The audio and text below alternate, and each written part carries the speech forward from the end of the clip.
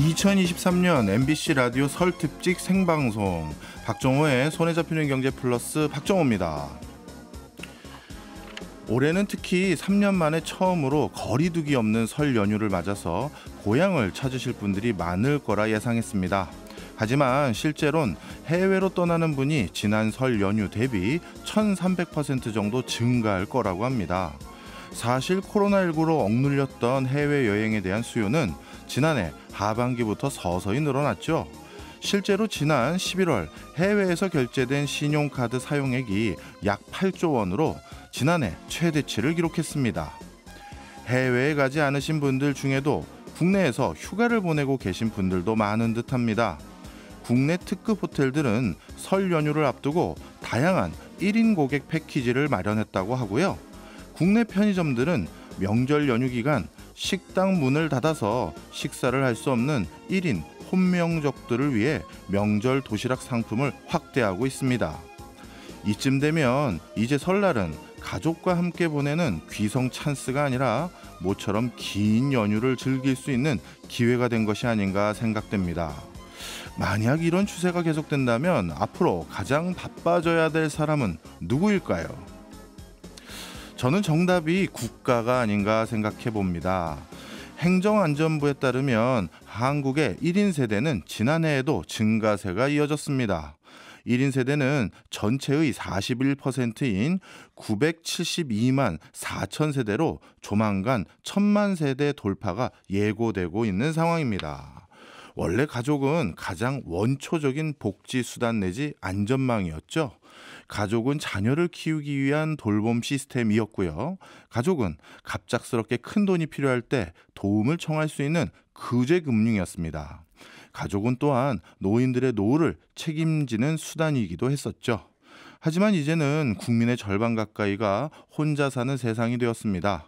이제 우리 각자가 어려워졌을 때 도와줄 사회적 안전망이 더욱 절실한 상황이 아닌가 생각해 봅니다. 2023년 MBC 라디오 설 특집 생방송 1월 23일 박정호의 손에 잡히는 경제 플러스 광고 듣고 시작합니다. 세상은 넓고 신기반기한 기업은 많다.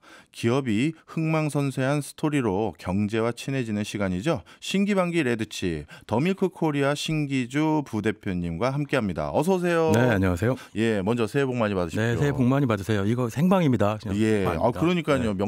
명절 때 저희들을 위해서 이렇게 나와 주셔서 정말 다시 한번 감사드립니다. 아유, 저도 즐겁습니다. 네. 예, 자, 그러니까 다행이긴 한데요. 네. 자, 오늘은 특별히 설 연휴를 맞아서 소개해 주실 기업이 있다고요. 설 얘기하면 이 술 얘기가 빠질 수 없잖아요. 그렇죠. 예, 그래서 사실 유명한 술 기업인데 그 중국의 증시 대장주죠.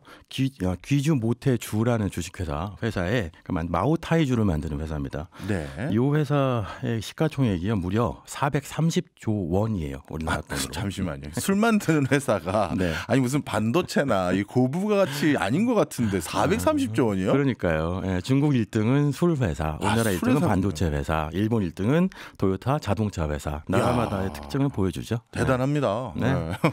이게 설날이라는 게요. 결국 옛날에는 가족끼리 모여갖고 술 한잔 하는 거였잖아요. 예. 근데 이제 교수님이 오프닝에서 말씀하셨지만 올해 설은 우리나라는요. 예. 혼설족이 많아갖고 네.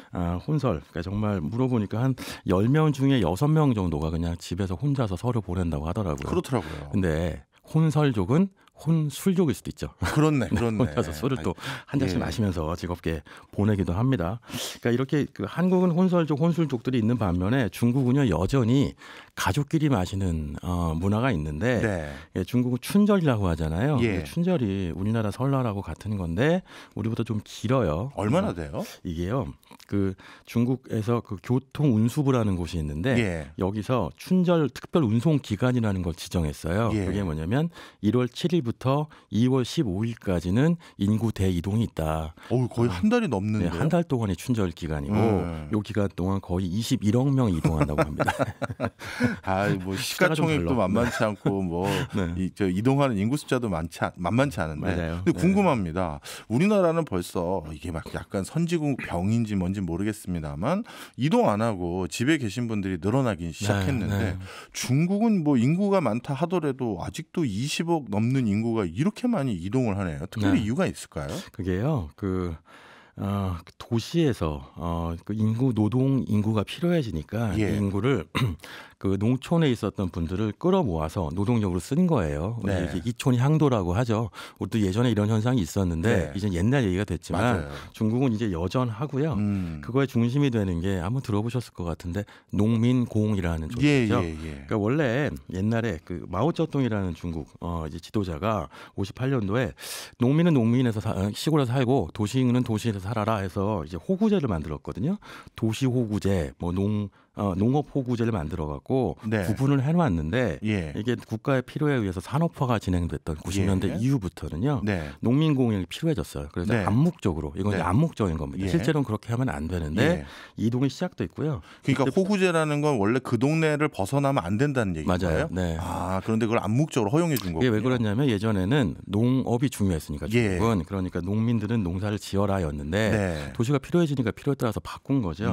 그렇게 해도 이동했던 인구가 지금 20억 명 뭐 얘기하면 굉장히 많고요. 근데 이분들은 1년에 한 번 네. 고향에 가서 예. 내가 도시에서 얼마나 성공했는지 아. 자랑하고 예. 네, 그리고 쉬다 오는 기간이 필요한데 그게 최소한 2주고요. 네. 길면 한 달까지 갑니다. 네. 이 기간 동안에 말하자면 거대한 이동이 일어나는데 예. 아시다시피 그동안 이동을 못했잖아요. 맞아요. 제가 알기로도 중국이 최근까지 제로 코로나였는데 네. 이번에 뭐 이런 춘절 기간 때문에 풀어준 건지 어떻게 된 겁니까? 그러니까 이게 지난해 2022년 10월이었죠. 네. 그때 이제 중국 20차 공산당 당 대회가 있었는데 그때 중국의 시진핑 주석이 3연임을 확정지었어요. 뭐 된 건 알고 있었고 확정짓는 시기가 있었죠. 네. 그거 딱 하고 났더니 이제 좀 풀어주면 되겠다 싶은 부분이 하나 있었고 또 하나는 뭐 애플 조립 공장 중 유명한 폭스콘 있잖아요. 폭스콘에서도 소요 사태가 일어날 만큼 더 이상 제로 코로나 못 하겠어요. 나는 답답하니까 집에 갈래요라는 사람들이 많았죠. 그러니까 이런 일들이 결합되니까 생각보다 빨리 이제 위드 코로나로 전환했습니다. 네. 그러니까 올해 춘절이 되게 중요한 이유는 위드 코로나로 전환되고 나서 말씀드린 농민공들이 집에 돌아갈 수 있게 된 첫 번째 해인데 그게 길게 따지면 3년 만에 집에 가는 농민공들이 있다고 그렇겠네요. 해요. 그러니까 20억 명이 이동하게 되는데 이렇게 되면 고향에 가서 내가 얼마나 성공했는지 또 네. 부모님들한테 선물 줘야 될 거 아니에요. 그렇죠. 이 선물의 대표적인 상품이 바로 오늘 소개해드릴 마오타이주를 만드는 귀주 모태주가 만든 회사. 예. 네. 그러면 결국 한 번에 3년 동안 있었을 수요가 이번에 폭발할 수도 있겠네요. 그게 말하자면 이제 분노 수요 뭐 이런 얘기 하는데 그럴 수 있겠어요. 특히 마오타이주는요. 예.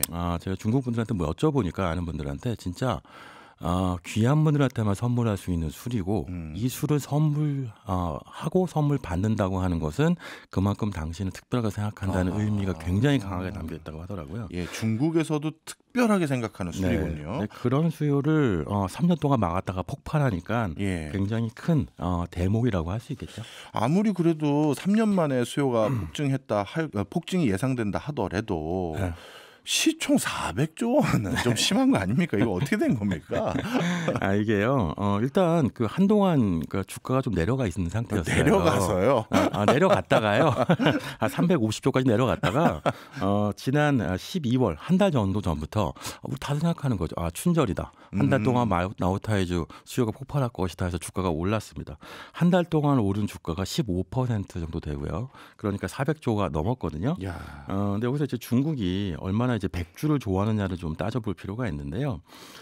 중국 그 주류 시장 전체를 보면요. 중국 주류 시장이 2020년 기준인데 한 150조 원쯤 돼요. 네. 근데 그 안에서 백주라고 하는 그 무색무향의 이런 증류주의 시장 점유율이 70% 정도 됩니다. 네. 그러니까 이 전통주라고 하는 건데 우리도 예. 치면 우리는 와인, 맥주, 위스키 이런 이제 전통주가 아닌 해외에서 수입한 술들의 시장 점유율이 높거든요. 예. 반면에 중국은 오리지널 향토 백주의 시장 점유율이 70%가 넘어가니까 네. 여기서 가장 비싸고 유명한 브랜드인 마오타이주, 귀주 모태주라는 회사의 주가가 높을 수밖에 없는데 네. 거기 하나가 더 있어요. 뭐냐면 역사가 있습니다. 예. 뭐냐면 이 술을 가장 많이 홍보해준 인물이 마오타이주의 대표적인 홍보 대사가 모택동, 마오쩌둥이거든요. 예. 왜냐하면 1930년대 아시다시피 당시에는 공산당이 중국의 국민당한테 쫓겨서 네. 이른바 대장정이라는 걸 하면서 중국 이곳저곳을 피해 다녔잖아요. 그랬죠.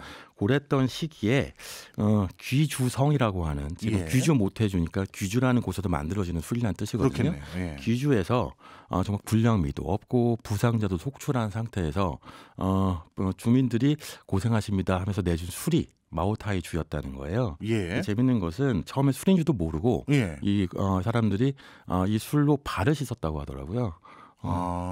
그랬는데 마셔보니까 예. 술인 거야. 예. 근데 너무 맛있는 거예요. 예. 그러니까 계속 마시기 시작해서 술 100항아리를 다 비우고 심지어 나중에는 발 씻은 술까지 마셨다고 하더라고요. 이야. 이게 정말로 전설처럼 내려오는 실화인 네. 건데 아시다시피 그 다음에 중국 공산당은 1949년도에 공산혁명을 성공하고 지금의 중화인민공화국을 만들었죠. 네. 그러니까 중국 공산당한테 마오타이주는 고진감래주인 거예요. 그렇네요. 네. 자신들의 어려운 시절을 대변했던 술이기 때문에 특히 남다른 애착이 있겠네요. 그렇죠. 그러니까 요 술 갖고 많은 역사를 만들어내는데요. 대표적으로는 예전에 닉슨 대통령이 중국 찾았을 때 예. 꼭 귀주 모태주를 마시라 했었고 아하. 그 예전에 문화혁명 지도자들을 그 등쇼평, 그러니까 예. 중국의 2대 지도자죠.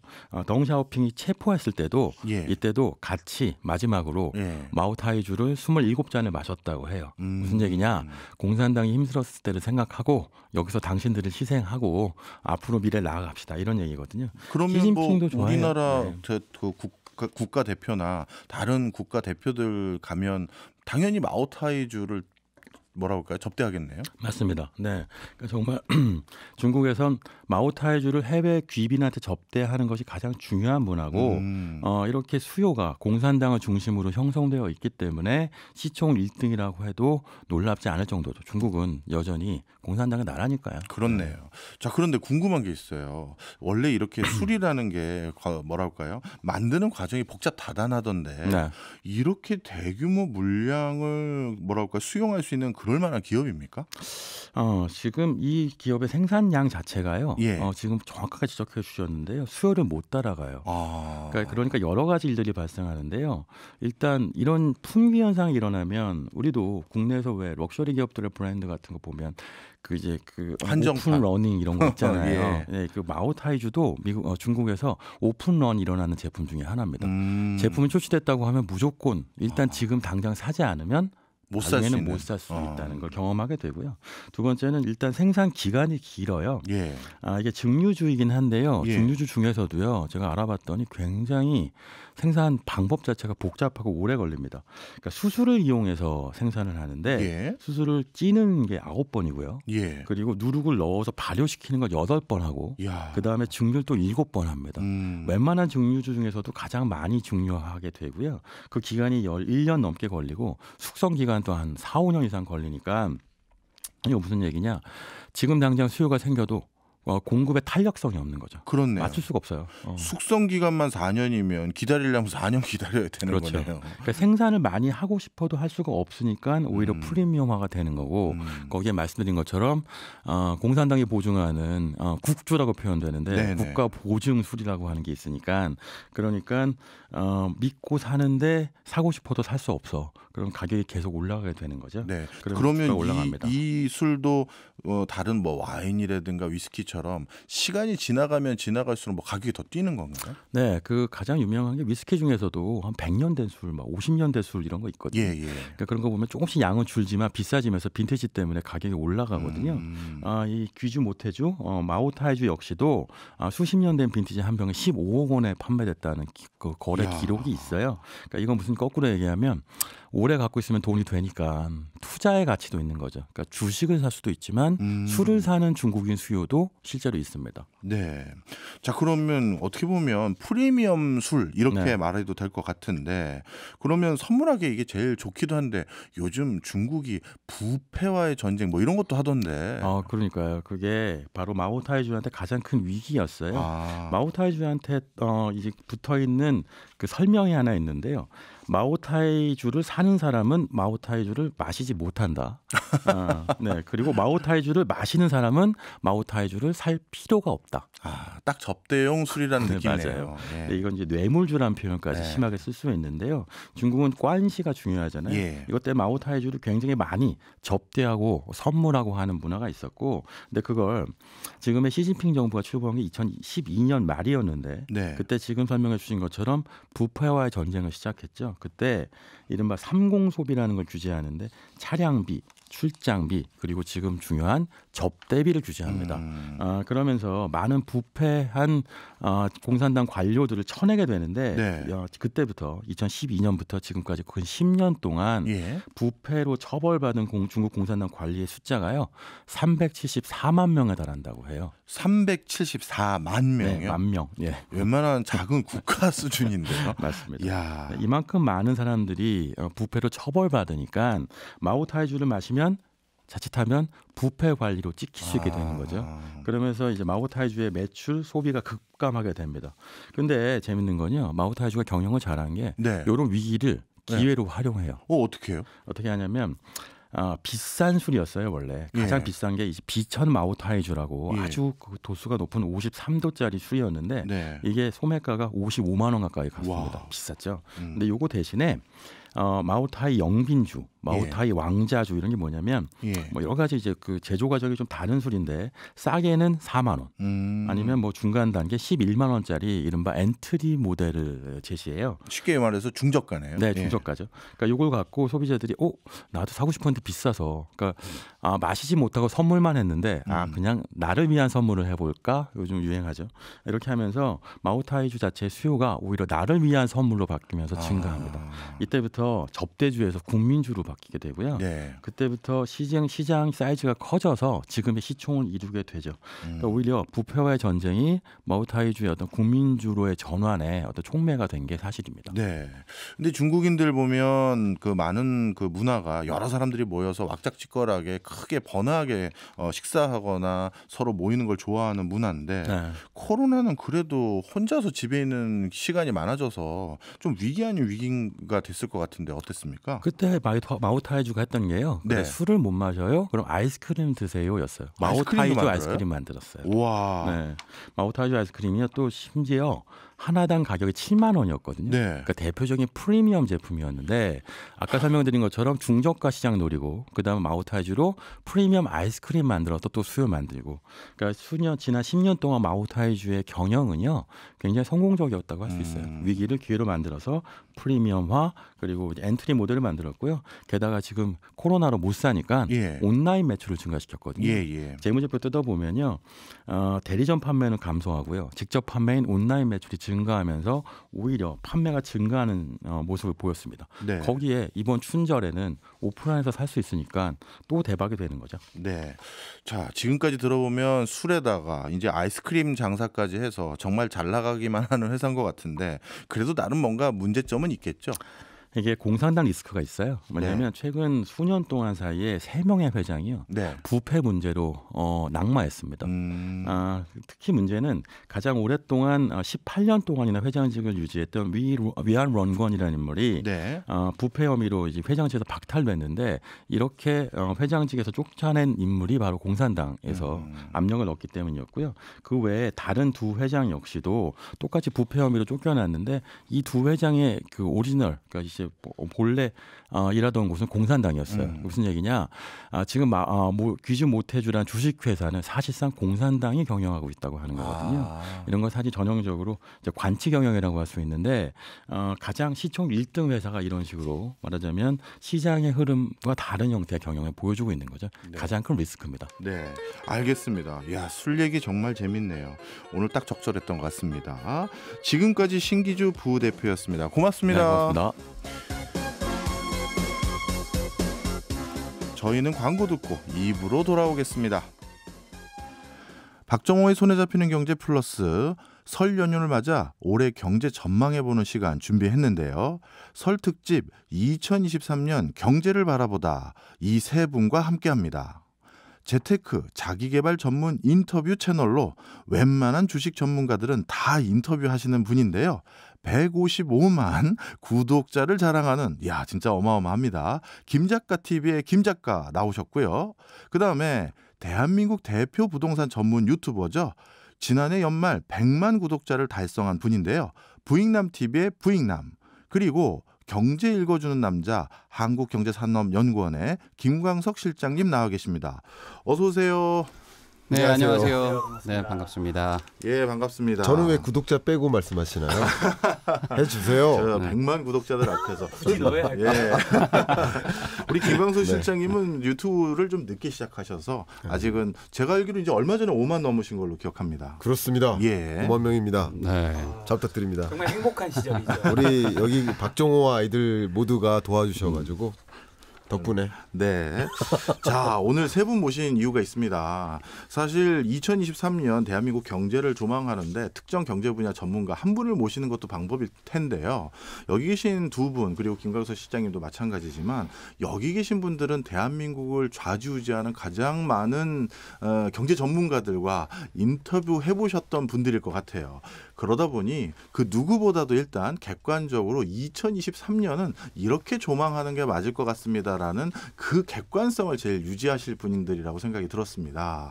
어느 분부터 먼저 말씀 들어볼까 고민을 했는데 부익남부터 말씀 들어볼게요. 아, 네. 네, 우리나라 부동산 자타공인 최고의 전문가들 다 만나보셨고 네. 그걸 본인도 또 부동산 분야의 한 전문가시기도 한데 네.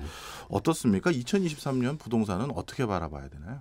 예, 우선 이제 작년에 이제 금리가 이제 급격하게 인상하면서 예. 그게 이제 시발점이 돼서 이제 부동산 시장이 많이 침체가 된 거는 이제 사실이고요. 그래서 이제 많은 분들이 이제 부동산 시장을 전망할 때 뭐 상승 하락 얘기를 하셨지만 결과적으로는 지금 하락세가 완연한 추세입니다. 그래서 이제 작년만 하더라도 사실 연초와 또 여름 그리고 가을 때가 완전히 또 분위기가 또 달랐거든요. 그만큼 이제 금리의 인상 속도가 급격했었고 그러다 보니까 또 이제 뭐 부동산 시장, 뭐 채권 시장에 문제도 생기면서 전반적으로 지금 가상금리가 되게 높은 상태인 것 같아요. 그래서 이제 기준금리 대비 또 시중금리 더 높은 상태라서 전반적으로 부동산 시장은 좀 분위기가 안 좋지 않았나라는 생각을 합니다.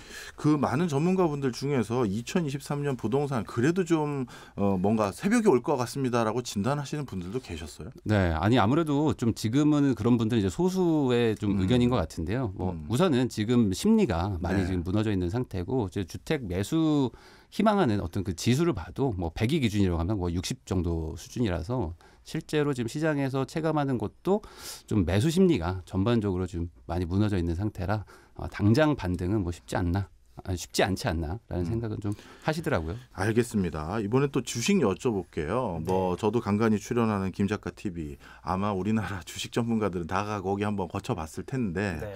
요즘 주식 전문가들은 2023년 주식시장 어떻게 전망하고 계십니까? 우선 저는 부일란님과는 다르게 한 가지 시청자분들이 이제 아셔야 되는 거는 청취자분들이 제가 전문가는 아니라는 사실. 저는 전문가분들의 의견을 이제 요약해서 정리해서 말씀드린다 정도로 받아들여 주시면 좋을 것 같습니다. 아니 오늘 컨셉은 겸손입니까? 늘 우리한테는 겸손하게 왜 살아야 전문가인 척하시면서 네, 구독자는 155만이지만 가장 겸손하게 행동해야 되지 않을까. 아니 근데 제가 알기로는 실제로 주식 투자를 또 하고 계세요. 네, 저도 네, 그렇게 네. 알고 있거든요. 네, 마이너스 나오고 있습니다. 플러스로 알고 있는데. 지금 제가 봤을 때 이제 경제 전망하시거나 이코노미스트 분들과 또 슈퍼겜이랑 같이 투자하시는 분들이 좀 스탠스가 좀 다른 것 같더라고요. 이제 경제 전망하시는 이코노미스트 분들은 시장을 좀 안 좋게 보시고 경기 침체가 지금 어느 정도 반영되었더라도 어쨌든 경기 침체가 왔을 때 증시의 투자 심리에는 안 좋은 것들이 있기 때문에 증시가 뭐 저점 좀 더 밑을 보시는 분도 계시는 것 같고요. 그리고 올라간다 하더라도 박스피가 좀 강할 것이다 보시는 것 같고 가치 투자자나 슈퍼개미 분들 입장에서는 지금 이렇게 많이 싸졌는데 그럼 만약에 코스피 3,300대 샀다면 지금 안 사면 말이 안 되지 않냐. 네. 지금 사놓고 기다리면 언젠가는 수익이 날 것이다 라고 보시는 분들이 이렇게 좀 양쪽에 같이 의견이 있는 것 같더라고요. 네. 주식시장에서는 이렇게 분위기가 어떤 포지션에 있는 분이시냐에 따라서 크게 네. 달라지는 것 같습니다. 네, 그런 부분이 있는 것 같습니다. 예. 자, 그다음에 우리 경제 읽어주는 남자님. 사실 요즘 유튜버 업계에서는 네. 뭐 보증수표로 일컬어지고 계시거든요. 조회수 네. 보증수표가 됐습니다. 작년 네. 하반기부터. 아니 뭐 나오시는 거 저도 네. 몇 개 봤는데 추천이 저절로 뜨니까요. 뭐 맞아요. 기본 몇십만 명씩 봐요. 민망합니다. 예, 그런데 그 내용 테마가 늘 한결같습니다. 네. 딱 가난. 네, 지금 뭐 2000 한국의 가난 전도사로 불리고 계시니까. 아니 이 가난을 얘기할 정도로 2023년 경기 안 좋은 거예요? 경기를 말씀드리면 예. 글로벌 경기, 한국 경기 두 가지를 한번 말씀드리면 세계은행에서 얼마 전에 경제전망 보고서를 냈는데 세계경제 성장률을 1.7%로 전망했어요. 예. 근데 1.7% 이 성장률의 의미가 소위 2008년 글로벌 금융위기 때 그리고 팬데믹 경제 위기 때 두 번 세계 경제가 역성장했거든요. 예. 근래 경제에서 예.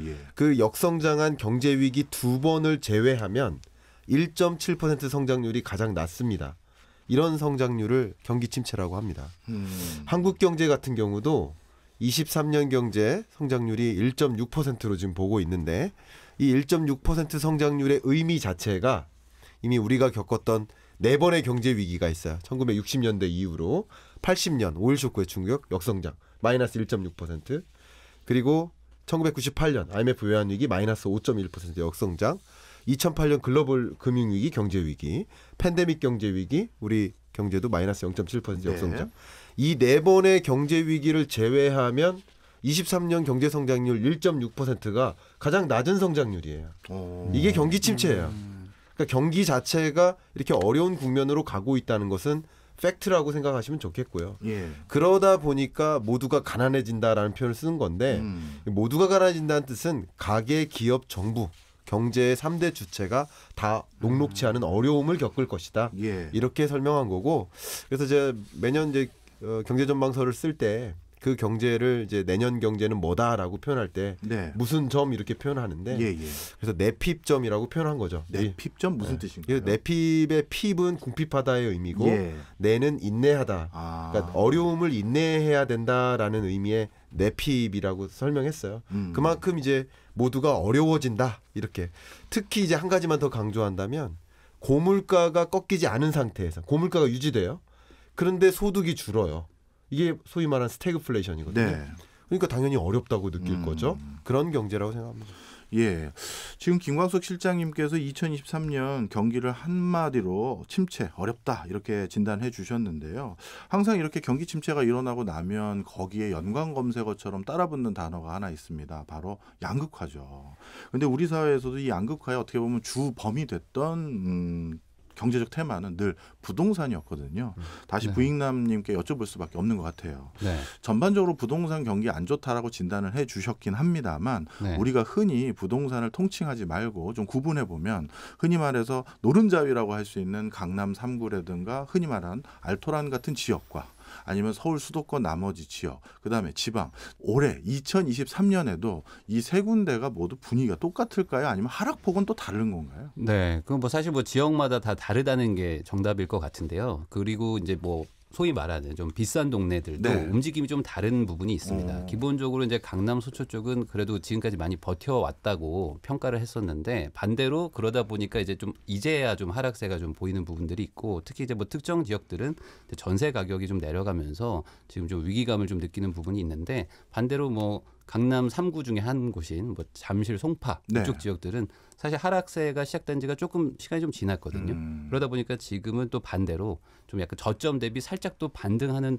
모습을 또 보이고는 있어요. 가격이 워낙 많이 빠졌었기 때문에. 근데 이게 큰 틀에서 봤을 때는 거래량이 뭐 어떤 평년 대비 아주 적은 수준이어가지고 지금 이걸 뭐 반등이다, 뭐 하락이 뭐 추세적으로 계속된다라고 말하기가 좀 어려운 상황이고 전반적으로는 지금 시작 가격이 얼마냐, 내가 지금 시장에서 어떻게 어떤 가격에 살 수 있느냐에 따라서 움직임은 좀 제한적인 것 같고 특히 이제 지방은 미분양 문제가 지금 요즘 좀 크지 않습니까? 네. 그래서 지금 거의 뭐 위험 신호라고 할 수 있는 뭐 6만 채를 아마 이번에 넘은 걸로 통계가 나올 것 같은데 그러다 보니까 정부에서도 계속 뭐 미분양 대책들을 좀 쏟아내고 있는 상태라서 아무래도 이제 공급량에 따라서 다르겠지만 지방 시장은 조금 더 좀 상황이 안 좋다라고 볼 수 있을 것 같습니다. 하나만 더 여쭤보면 아마 지금 고향 갔다가 오시거나 고향 가고 계신 분들 많이 계실 수도 있는데요. 아마 고향 소식 들어보면 지금 미분양 물건 때문에 고민들 되게 많으시더라고요. 근데 얼마 전에 정부에서는 지방에 있는 이런 미분양 물건을 어떻게 보면 수용해주는 정책들을 많이 발표했는데 그게 시장에서는 썩 이렇게 긍정적인 신호를 받아들이지 않는 것 같은 느낌이 있습니다. 그건 왜 그런가요? 뭐 기본적으로 뭐 저도 이제 투자자의 포지션에서 생각을 해보면 예. 아직 청약이나 어떤 뭐 분양권 투자 쪽에서는 뭐 많이 좀 풀어주긴 했는데 정확하게는 아직 세법이 뭐 완벽하게 다 개정된 거는 아니고 네. 그리고 이제 전반적으로 투자자들도 결국에는 돈을 벌고자 하는 목적으로 자기가 사는 지역이 아닌 타지에 가서 뭐 투자를 하실 텐데 네. 당장은 그렇게 움직이긴 좀 약간 섣부르다라고 생각하시는 것 같고요.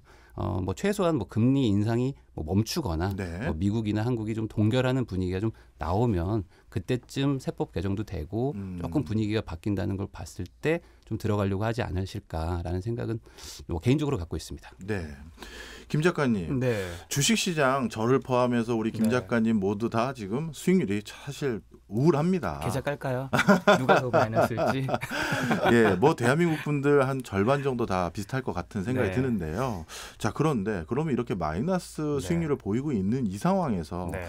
직접 만나보셨던 많은 증시 고수들 네. 이런 분들은 어떻게 출구 전략을 제시하고 계신지가 궁금해요. 예를 들어서 흔히 말해서 물을 더 타라든가 네. 아니면 종목을 갈아타라든가 네. 뭐 해법들을 뭐로 제시하나요? 일단은 그 주식 고수분과 사실 작년에 네. 고수분도 하수분도 다 마이너스였거든요. 예. 그래서 제가 많은 고수분한테 여쭤보고 또 제 주변에 있는 어떻게 보면 하수라고 할 수 있는 일반인 분들한테도 많이 열어봤는데 극명하게 다른 거 한 가지 이건 것 같아요. 그러니까 일반인 분들이나 하수분들은 네. 지금 이제 너무나도 힘들고 하니까 네. 지금 빠져나가고 싶은데 못 빠져나가고 있잖아요. 마이너스가 그렇죠. 났으니까. 예. 본전만 되면 난 나갈 것이다. 네. 이 얘기를 많이 하시는 것 같고 예. 주식 고수분들은 이 상황에서 또 어떻게 하면 돈을 벌 수 있을까를 많이 고민하시는 거. 그러니까 어떻게 보면 우리가 코스피 3,300대 그 한호 칠 때 고수분들이 아닌 하수분들 일반인 분들은 막 들어왔잖아요. 예. 한호에. 예. 근데 지금 2,000 이제 한 400 그리고 저점 2,100 정도였는데 그 공포일 때는 우리는 막 떠나고 싶어서 난리잖아요. 네. 사실 이게 반대로 됐어야 되는 건데 지금 많은 이제 개인 투자자분들이 지금 여기서 시장을 떠나는 것만은 저는 안 하는 게 옳지 않을까.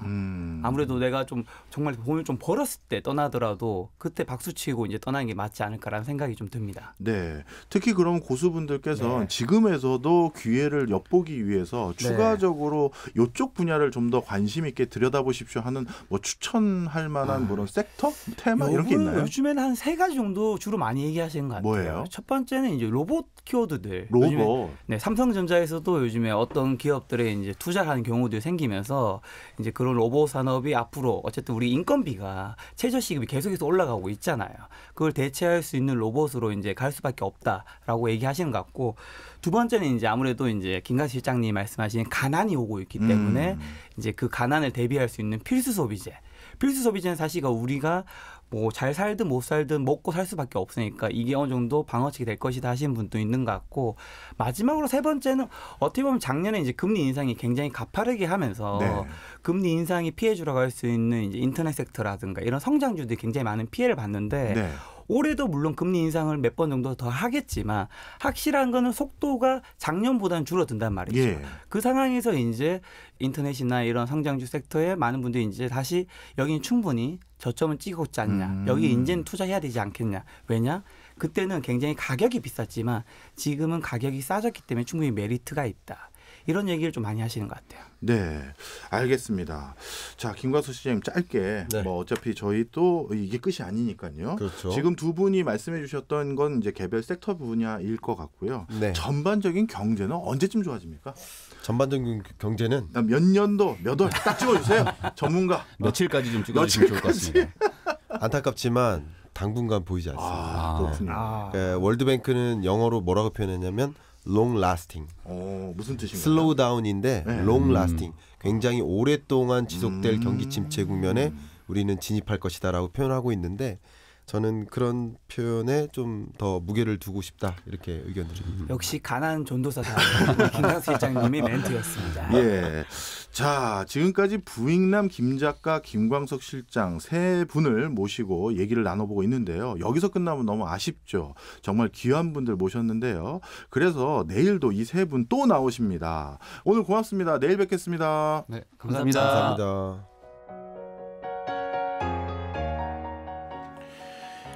설 특집 박정호의 손에 잡히는 경제 플러스, 설날이라 가족 관련한 노래 선곡해봤습니다. 인순이의 아버지 전해드리면서 인사드리겠습니다. 아직까지 운전하시는 분들 많으시죠? 특히 오늘은 안전운전 하시면서 무탈한 하루 보내시길 바랍니다. 박정호의 손에 잡히는 경제 플러스 내일 11시 5분에 다시 찾아오겠습니다. 고맙습니다.